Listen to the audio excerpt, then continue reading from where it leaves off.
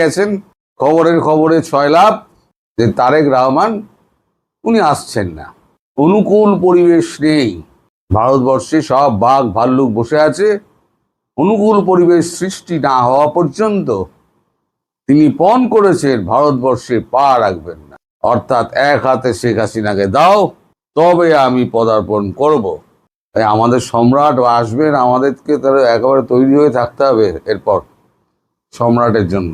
তো ভালো পথ দেখিয়েছেন আপনারা, এই যে পথটা আপনারা দেখালেন না, অনুকূল পরিবেশ নেই।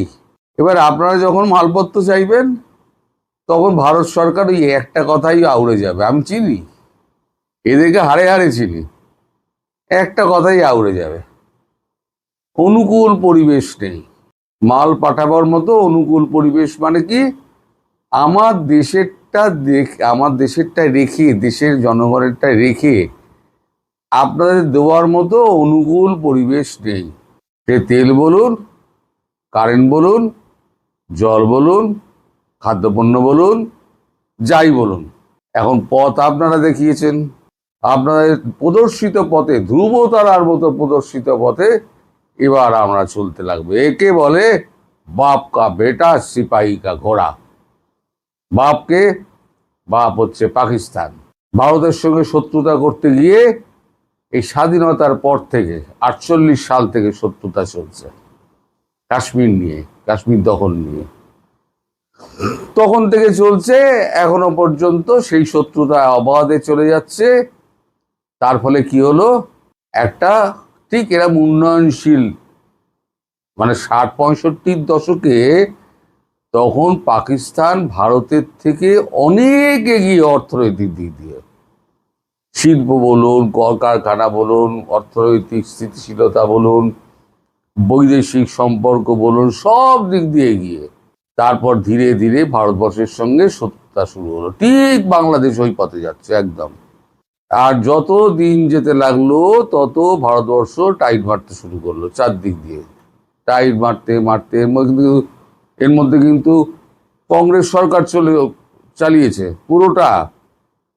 এই 2014 আগে কখনো জনতা পার্টি একবার এসছে, আর বাকিটা ইউপিএ গভর্নমেন্ট, কংগ্রেস গভর্নমেন্ট, জনতা দল, ইউডিপিএ এরম করে চালিয়েছে।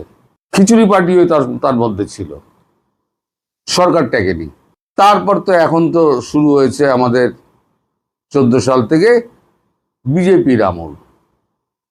এখন বিজেপির আমলে প্রথম বিজেপি ঝাড়টা দিল হচ্ছে বালাঘোট দিয়ে, তারপর হলো উড়ি, তারপর হলো সিঁদুর।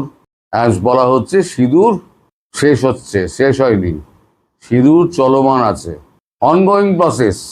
এখন বাপ দেখছে যে আমি তো এখানে গেছি, তাহলে আমার বেটাটাকেও আমি নিয়ে যাই।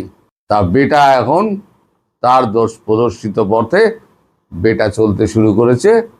বেটা চলতে শুরু করে এখন কোথায় গিয়ে থামবে তো বলা যায় না। 2017 সালে ইমরান খানের আমলে একটা ভাষণের ওপরে, ইমরান খানের ভাষণের ওপরে ভারতবর্ষ সমস্ত ট্রেড বন্ধ করে দিয়েছিল। 2017-2026 প্রায় 10 বছর হতে চলল, 1 পয়সা আমদানির রপ্তানি হয় না।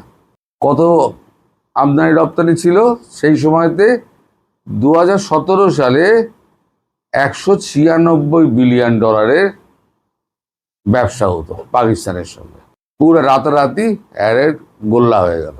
বাংলাদেশের সঙ্গে আমাদের ব্যবসা কত? $12-16 বিলিয়ন। মাঝে একটা কথা উঠেছিল ট্রেড ডেফিসিট। একজন আমার প্রশ্ন করেছিলেন ট্রেড ডেফিসিটটা কি করে কমানো যায়। আমি বললাম আপনারা মাল কমিয়ে দিন, মাল নেওয়া। কারণ বাংলাদেশ এমন কিছু তো উৎপাদন করে না যেটা ভারতবর্ষের দিকে দিতে পারবে বা বিশ্বকে দিতে পারবে, একমাত্র পোশাক শিল্প ছাড়া। পোশাক শিল্প তো আমাদের এখানে প্রচুর, তো পোশাক তো আমরা নেবো না, অন্য কিছু দিন। পাকিস্তান যেমন একটা ছুঁচো বানায় না, বাংলাদেশেও পোশাক শিল্প ছাড়া একটা ছুঁচো বানায় না, যন্ত্রাংশ তো ছেড়ে দিন। সেই পোশাক শিল্প যেটা ছিল সারা বিশ্বে একটা নাম করে ফেলেছিল, কত বিলিয়ন ডলারের, আমার হিসেবটা জানি না, না জেনে বলাটা ঠিক নয়, জানি না। একটা অর্থনীতি স্বয়ংসম্পূর্ণ একটা রাষ্ট্র ছিল, যে রাষ্ট্রে সবাই নিশ্চিন্তে ঘুমোতে পারত, নিশ্চিন্তে চাকরি করতে পারত। তা এখন আপনাদের উড়ে এসে জুড়ে বসেছে এখন আপনাদের ইউনুস। ইউনুস আসার পর যা ঘটলো আপনারা সবাই জানেন, নতুন করে ব্যাখ্যা করার কিছু নেই। তারপরে এলো তারেক রহমান সরকার। এই যে কূটনৈতিক ব্যক্তি আপনাদের বাংলাদেশে একটাও নেই। যদি থাকতো তাহলে পরে আজকে এই উচ্চারণটা করতেন না যে পরিবেশ নেই, অনুকূল পরিবেশ নেই। ভারতে যদি অনুকূল পরিবেশ না থাকে তাহলে অনুকূল পরিবেশটা কোথায় আছে? বাংলাদেশে। বাংলাদেশে কি অনুকূল পরিবেশ আছে? আপনারা ভারতবর্ষের সঙ্গে তুলনা করছেন। কটা রাস্তায় শিরা কাটা হয়। আমি এর আগে ভিডিওটায়, দুপুরের ভিডিওটায় আমি বলেছিলাম যে অর্থনৈতিক নিষেধাজ্ঞা আসছে। তার আগে একবার বলেছিলাম FATF পড়তে যাচ্ছে বাংলাদেশ। তা একজন আমার মস্করা করে লিখেছেন, তার নাম হচ্ছে বোধহয় মিলন পিলন, এ নামে একটা কিছু হবে। সেই তারিখটা কবে বলতে পারেন? মানে পারলে এবার খাইয়ে দাও আর কি। তা আমি তো তখন আমার মনে নেই। তারপর আমি খুঁজে দেখলাম, হ্যাঁ আমি 5 আগস্ট বলেছিলাম। আমি ভিডিওর লিঙ্কটা, কপিটা এখানে দিয়ে দিলাম, লিঙ্কও পারলে দিয়ে দেবো, ওইটা যেটা লিঙ্ক আছে ওখানে কিন্তু আমি বলেছিলাম FATF বাংলাদেশ পড়তে যাচ্ছে, 5 আগস্ট বলেছিলাম। সেটা গতকালকে খবরটা হয়েছে যে অর্থনৈতিক নিষেধাজ্ঞার কবলে পড়তে পারে বাংলাদেশ। এবার বললেও বিপদ, না বললেও বিপদ। এখন বলেছি দেখে এখন আমাকে প্রমাণ দাও। এখন প্রমাণ আমাকে এখন বলে আমার সব মনে রাখতে হয়। কে কখন প্রমাণ চেয়ে বসবে? সব তো পরীক্ষক বসে আছে না খাতা কলম নিয়ে। আমার দর্শক বন্ধু বান্ধব তাদের মন মর্জি হলো, তা ঠাস করে একখানা লিখে দিল, কঠিন শব্দ লিখে রাখলাম। মানে হেডমাস্টার যেমন ধমকাতেন ওরকম লিখে রাখলাম, নাহলে কিন্তু প্রচুর গালাগাল করবো। তো গালাগাল শোনার জন্য তো আমি রেডি হয়ে বসে আছি। এই গালাগাল শুনতে শুনতে শুনতে শুনতে আমার 2,04,000 আমার দর্শক হয়েছে, যারা আমার প্রকৃত অর্থে ভালোবাসে। আর যারা ওই যে ব্ল্যাকের টিকিট কেটে মাঝে মাঝে কোনা দিয়ে সিনেমা হলে ঢুকে যান না, টিকিট না কেটে, কেউ ব্ল্যাকে টিকিট কাটেন আর কেউ চোরাগোপ্তায় ঢুকে যান। দারোয়ান চেনা আছে, আর নইলে টিকিট কাউন্টারের লোক চেনা আছে, হলের লোক চেনা আছে, ঢুকে গিয়ে বসে বললো, সাইডে একটা করে গিয়ে ঠেসে দাঁড়িয়ে পড়ে না করে। এরা হচ্ছে সেরকম, হঠাৎ হঠাৎ করে ঢুকবে, একটা করে কমেন্ট করে চলে যাবে। তা এখন এই দেখুন 7 দিনের মধ্যে এই রিয়াকশনটা বুঝতে পারবেন। মানে এটা পরিষ্কার হয়ে গেছে, তারেক রহমান আসবে না।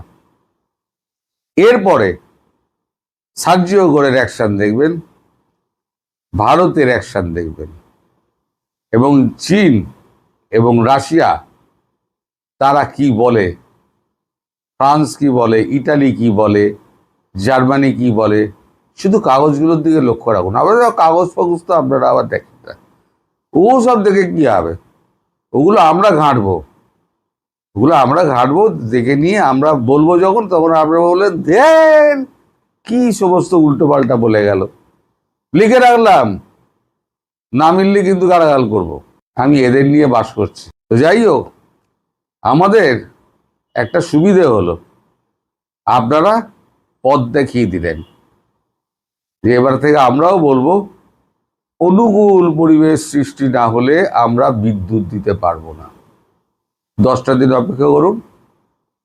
আদানি লাইনটাকে এখন কত দিচ্ছে আমি জানি না, যা দিচ্ছে তার অর্ধেক করে দেবে, তারপর তা আরো 1 মাস পরে তারও অর্ধেক করে দেবে, তারপর নীল করে দেবে। আর যে খাদ্যপণ্য সিল হয়ে যাবে। আর ডিজেল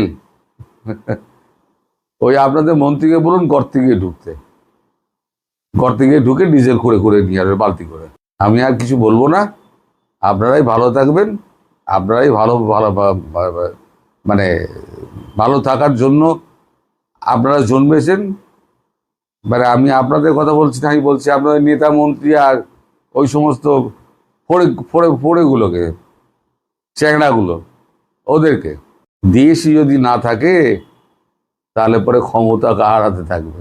দেশটাই তো পাকিস্তান হয়ে যাচ্ছে, তারপরে ক্ষমতা দিয়ে কি হবে? আবার পাকিস্তানি বুটের তলায় পেশার জন্য রেডি হয়ে যান।